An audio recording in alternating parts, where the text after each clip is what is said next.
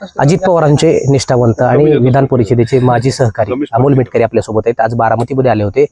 ज्या ठिकाणी अजित पवारांचं विमान अपघात झाला होता त्या ठिकाणी अमोल मिटकरी आलेत. खरं तर आज इथे येण्याचं नेमकं कारण काय? कारण गेल्या 2 दिवसापासून तुम्ही सोशल मीडियावरती 2 पोस्ट केलेत. काय नेमकं या पोस्ट करण्यामागचा उद्देश आहे? 5 दिवस मी बारामती विधानसभेच्या पोटनिवडणुकीच्या निमित्ताने या परिसरात फिरायला म्हणजे मतदारांच्या भेटीगाठी घेतल्या. काही ठिकाणी लोकांकडून मिळालेल्या माहितीच्या आधारावर मी त्या पोस्ट केलेल्या आहेत. आणि तुम्ही पहिला प्रश्न काय विचारला? काय नेमका पोस्ट ह्या करण्या पाठीमागचा उद्देश काय? त्याच्या अगोदर काहीतरी विचारलं. तुम्ही बारामतीमध्ये आलाय इथे का? इथे येण्यामागचा काय उद्देश आहे? आता आम्ही 5 दिवसाचा दौरा आटपून चाललोय परत, तर दादांना भेटून गेलं पाहिजे म्हणून दादांचा जिथे अंत्यविधी झाला बारामती आपल्या विद्याप्रतिष्ठानच्या प्रांगणावर, तिथं पण आम्ही सकाळी अभिवादन केलं. आणि गोजूबावी जिथे दादांचा माळरानावर विमान कोसळलं म्हणून दादांना भेटून केलं. दादा मी आलो होतो, येताना पण आम्ही दर्शन घेऊन गेलो की आम्ही चाललोय बारामती आणि आता आम्ही बारामती सोडून पुढे जातोय म्हणून भेटायला आलो होतो.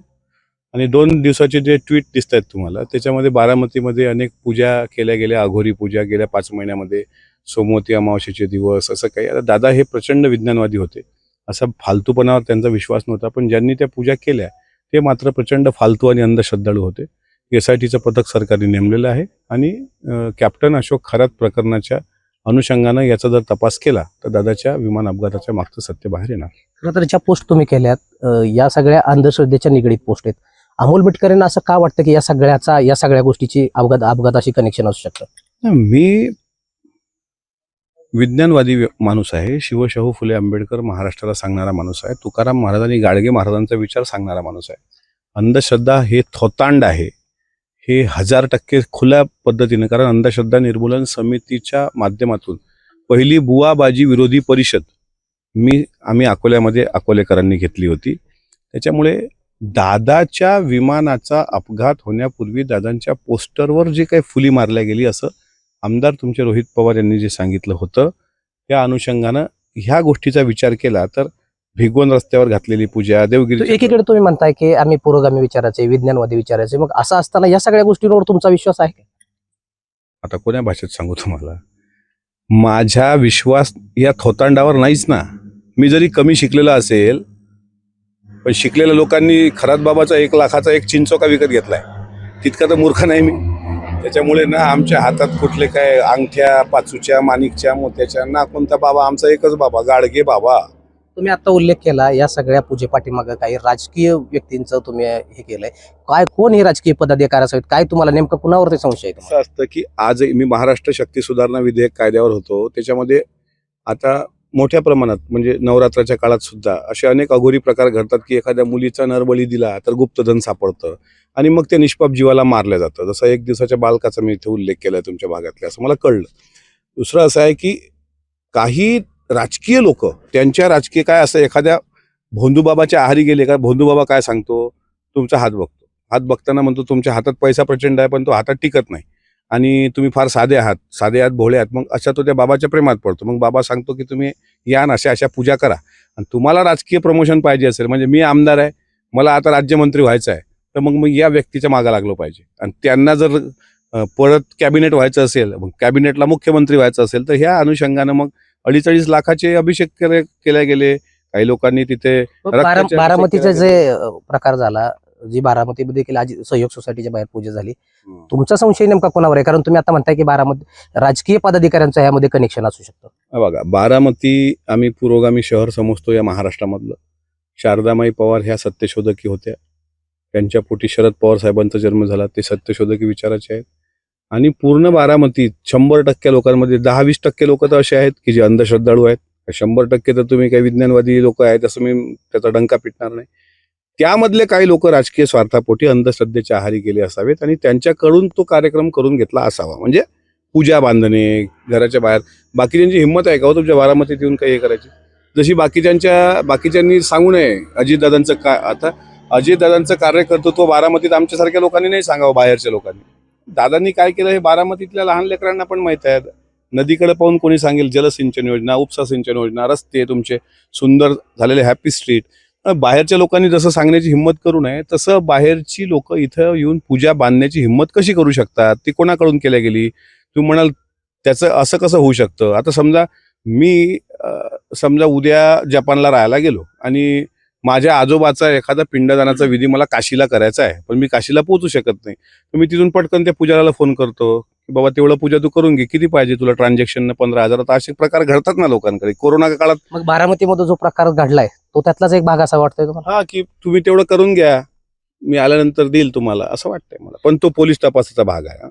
मला वाटणं, मला शंका उपस्थित करणं हा माझा प्रश्न आहे, हा माझा फंडामेंटल राईट्स आहेत कॉन्स्टिट्यूशनचे. खरं तर पार्थ पवारांकडे आता दिल्लीची जबाबदारी आणि पुणे असेल मुंबई असेल याची जबाबदारी, आता पुणे ग्रामीणची जबाबदारी जय पवारांकडे दिली अशी चर्चा आहे. सूत्रांच्या माहितीनुसार अशी माहिती त्या ठिकाणी समोर येते. तुम्हाला काय वाटतं या सगळ्या प्रक्रियेत? ते दिल्लीचे आता ते शेवटी राज्यसभेचे खासदार झालेत, त्याच्यामुळं दिल्लीची जबाबदारी नक्कीच त्यांच्याकडे असेल. आदरणीय सुनेत्रा वहिनी पण राज्याचा दौरा काढते असं कळतंय आणि जयदादांनी पुणे विभाग सांभाळावा, हा दादांचा जनता दरबार वगैरे असं, तर ते शेवटी राष्ट्रीय अध्यक्षा सुनेत्रा वहिनींनी घेतलेला तो निर्णय असेल आणि ज्याच्यावर जी जबाबदारी येईल तो ते पार पाडेल. तर आता आपण पाहिलं पवार कुटुंब सगळं बारामतीमध्ये सुनेत्रा पवारांच्या प्रचारात फिरवत होतं. असं असताना मग मतांची टक्केवारी का घेतली, काय वाटतं तुम्हाला? मग असं आहे की आम्हाला अपेक्षा होती 70% वर मतदान व्हावं. वेस्ट बेंगॉलमध्ये 92% वर वोटिंग गेलं, पण त्याच्यामध्ये काय की उन्हाची थोडीशी तीव्रता पण होती. काही लोकांना असं वाटत होतं की काय आपण नाही मतदान केलं तरी सीट तर निघून येणारच आहे आणि प्रतिस्पर्धी तेवढा ताकदवर नव्हता. मग प्रतिस्पर्धी ताकदवर नव्हता असं असताना देखील मग मताची टक्केवारी का घडते? स्थानिक पुढाऱ्यांचे अपयश म्हणावं लागेल. चिंतनाचा हा विषय आहे का? तर 100% हा चिंतनाचा विषय आहे. आमची अपेक्षा 70% वर वोटिंग व्हायला पाहिजे होती, पण कुठंतरी स्ट्रॅटेजी जी असते, म्हणजे मग आता काही तिथं जनता उत्स्फूर्तपणे येणं, त्याकरता काही गोष्टी करायला लागणं, बूथ बांधणी, ह्या मुख्यमंत्री येतात तिथं आणि सुनेत्रा पवारांना मोठ्या मताधिक्याने निवडून द्या असं सांगतात आणि मुख्यमंत्री येऊनही मताची टक्केवारी घसरते. कसं पाहताय? सांगता सभेला सर्वांना निमंत्रण दिलं गेलं, ते आलेत. असं टक्केवारी घसरायला पाहिजे नव्हती, एवढं मात्र खरं. तसं पाहिलं तर आता मुंबईमधला जो आपण प्रकार पाहिला भाजपचा, गिरीश महाजन ज्यांनी खडे बोल सुनावले त्या महिलेच्या विरोधात गुणरत्न सदावर्ते त्यांच्या मुलीने एक तक्रार दाखल केली. आता मला सांगा, गुणरत्न सदावर्तेच्या मुलीचा आणि त्या ट्रॅफिकच्या महिलेचा काय दूरदूर संबंध आला? काहीतरी आता कोणी संजय गायकवाड उठतं त्या गोविंद पानसरेंच्या पुस्तकाच्या अनुषंगाने म्हणतात तुझा मर्डर करू. अरे काय, तर महाराष्ट्रात कुठं देऊन ठेवलाय? त्यामुळं त्या महिलेची तक्रार आणि त्या बाईनं काय चुकीचं केलं होतं? तुम्ही ट्रॅफिकमध्ये तुमच्या पक्षातील लोक अडवतात, तिची लेकरं बाळं तिथे अडली होती आणि तिनं जाब विचारला असेल तर काय लोकशाहीमध्ये अहो त्या अजितदादांकडून काही शिका. सकाळी 5 वाजता उठून अजितदादा कामाला लागत, त्याचं कारण असं होतं का लोकांना ट्रॅफिकची अडचण होऊ नये. गिरीश महाजन साहेबांनी एवढाच आदर्श घ्यावा आणि मग दादांबद्दल संवेदना व्यक्त कराव्यात. त्या महिलेचं काही चुकलं असं वाटत नाही, पण हे त्यांना कोणी, मला तर असं वाटतं तक्रार करायला कोण, सदावर्तीच्या लहान छोटीशी मुलगी, अरे काय, म्हणजे मला नाही कळलं बा हे काय गणित आहे. मराठी सक्तीच्या मुद्द्यावरून आता शिंदेच्या शिवसेनेमध्ये 2 गट पाहायला मिळत आहेत. दोघांचेही वेगवेगळे मत आहेत. एकीकडे सरनाईक म्हणतात की याबाबतचा फेरविचार करावा, मतमतांतर दिसतं त्यामध्ये. महाराष्ट्रात राहणाऱ्या प्रत्येक माणसाला मराठी भाषा आली पाहिजे. तसंही मुंबईमधले जे काही बाह्य लोक आहेत, मुंबईमधले जे काही ऑटो चालक आहेत, मुंबईमधले जे काही ओला उबरवाले आहेत, ते फार मस्तीत कधी कधी भाषा करतात. आणि तुम्ही बिहारमध्ये गेल्यानंतर हिंदीची सक्ती आहे, कर्नाटकमध्ये गेल्यानंतर कन्नडची सक्ती आहे, तर महाराष्ट्रात मराठी भाषेचा अभिमान असलाच पाहिजे. असं आहे की, पण ते कोणाला मारून ठोकून नाही. म्हणून मराठी भाषा सक्तीची झाली पाहिजे. मराठी भाषा वाचवण्याकरता महाराष्ट्र सरकारचा प्रयत्न आहे, कारण देशाच्या प्रधानमंत्र्यांनी अभिजात भाषेचा दर्जा दिला ना मराठीला. त्याच्यामुळे मराठी इथं तुम्ही खाता, इथलं राहता, इथं तुमचे मोठे मोठे बिकानेर स्वीट सेंटर महाराष्ट्रात, आणि तुमच्याकडं पदार्थ तुमच्या गुजरातचे, तुमच्या देशाचे, तुम्हाला मग मराठी बोलायची लाज का वाटते रे? तुमच्या फ्रँचायसी, बारामतीत मी अनेक फ्रँचायसी पाहिल्या, कुठं आमचा उपमा दिसेना, शिरा दिसेना, हा तुमचा मेदूवडा, तुमचा इडली आणि तुमचा ढोकळा गुजरातचा. अरे पण तुम्ही ठीक आहे ना, पण मराठीत बोलायची जरा हिंमत ठेवा ना, खाल मराठी माणसाचं. आणि पैसा द्याल तिकडे गुजरात आणि बाहेर, हे कसं चालणार आहे? खरं तर अजित पवारांनी अनेक नेते घडवले, त्यामधलंच तुम्ही आहात. अजित पवारांनी जवळपास 40-42 आमदार घडवले. एकही आमदार विधानसभेमध्ये अजित पवारांच्या अपघाताचा मुद्दा मांडताना दिसला नाही. केवळ अमोल मिटकरी सातत्याने मुद्दा मांडतायत. आता राष्ट्रवादीकडे एक विधान परिषदेची जागा आली, या जागेवर अमोल मिटकरी यांना घ्यावं असं वाटतं. मला कसं घ्यावं असं वाटेल? मला माझ्या पक्षाचा जो निर्णय असेल ते होईल. त्याच्यामुळे मी असलो पाहिजे नसलो पाहिजे हा विषय मला आता काढायचा नाही. 30 तारखेला त्याचं अर्ज भरणं आहे आणि नंतर 4ला विड्रॉल आहे आणि 13 तारखेला त्याची शपथविधी सोहळा पार पडणार आहे. पक्षाचा जो निर्णय असतो तो अंतिम मानून चालायचा असतो. मी एकटा त्याच्यात निर्णय घेऊ शकत नाही. सातत्यानं अमोल मिटकरी या सगळ्या प्रकारावर बोलतायत, या सगळ्या भूमिका मांडतायत. वाटतंय तुम्हाला पक्ष संधी देईल? नाही, पक्षानं संधी दिली पाहिजे म्हणून मी भूमिका मांडतच नाहीये.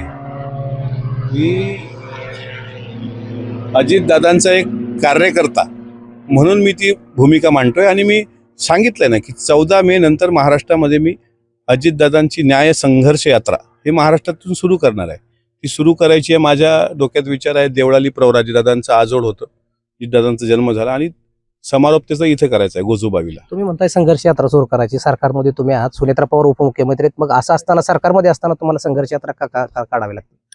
कारण मला वाटतं की दादांना अजून न्याय भेटलेला नाही आणि सत्तेमध्ये जरी असलो. नाही, सुनेत्रा पवारांनी सभेत सांगितलं ना की अजित पवारांना न्याय दिल्याशिवाय किंवा अजित पवारांच्या अपघाताची भूमिका बाहेर आल्याशिवाय आम्ही देखील शांत बसणार नाही. फडणवीसांनी देखील तसा उल्लेख केला. मग अमोल मिटकरींना संघर्ष यात्रा का काढावी लागते? मला वाटतं की दादांच्या बाबतीतला विषय हा जनतेच्या मनातला विषय आहे, तो विषय लावून धरला पाहिजे. नाही तर मग कसं आहे, आतापर्यंत तुम्ही कोणी बोललंच नाही तर आतापर्यंत तो CCTV पण आला नाही विमानात बसण्याचा. आता जर बोललो नाही, आता काय खरीपाची कामं लागतात शेतीची, खरीप पूर्व आता हंगाम लागला का शेतकरी गुंतून जाईल, मग पंढरपूरच्या वारी गुंतून जाईल, विषय पटलावरून मागं जाईल. आपल्याकडे जो वेळ आहे तसं मला काही कोणी मना केलेलं नाही. मला काही सुनेत्रावजींनी असं नाही म्हटलं की तू ते काढू नको म्हणून. त्यांच्या मनातला जो विषय आहे तोच मी मांडतोय, पण हा महाराष्ट्राच्या लोकांना कळू देत नाही यातलं काय सत्य आहे. तर भावनिक वातावरण होतं, या वातावरणामध्ये मतदान जास्त व्हायला पाहिजे होतं. मात्र चर्चा झाली ती जय पवारांच्या वक्तव्याची. येणाऱ्या कालावधीमध्ये जय पवार 2029 मध्ये लढणार असल्याचे, कार्यकर्त्यांच्या भावनेच्या इच्छेखातर लढणार असल्याचे त्यांनी सांगितलं. रोहित पवार देखील मधले बारामतीमध्ये 2029ला पवार विरुद्ध पवार खात आहे. योगेंद्र पवारांनी ह्या गोष्टी नाकारल्या. रोहित पवारांना या दोन भावांमध्ये नेमका संघर्ष लावायचा आहे का? तुम्हाला काय वाटतं? अच्छा आहे, मी ते फार मोठा आणि गहन विषय आहे.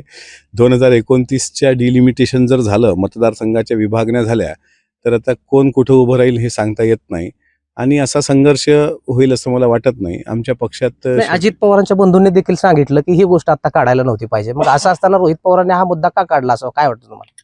आता ते रोहित पवारांना विचारलं पाहिजे, त्यांना असे मुद्दे का काढावे वाटतात हे लॉजिक त्यांनाच माहित आहे. त्यांच्या प्रश्नाचं उत्तर मी काय देणार. पण 2029ला सुद्धा मला असं वाटते राष्ट्रवादी काँग्रेस पक्षाकडून बारामतीकरांना अपेक्षित चेहराच उमेदवार म्हणून दिला जाईल. पवार विरुद्ध पवार लढाई पाहायला मिळेल ते मी नाही सांगू शकत. खूप खूप धन्यवाद. हे होते अमोल मिटकरी. खरं तर विविध प्रश्नांची त्यांनी उत्तरं दिली. बारामतीमध्ये येणाऱ्या कालावधीमध्ये काय घडेल हे माहित नाही. मात्र अजित पवारांच्या या सगळ्या अपघाताप्रकरणी आपण एक संघर्ष यात्रा काढणार असून याची सुरुवात आपल्या मतदारसंघातून करणार असल्याचं अमोल मिटकरी यांनी सांगितले. विकास कोकरे, लोकशाही मराठी, बारामती.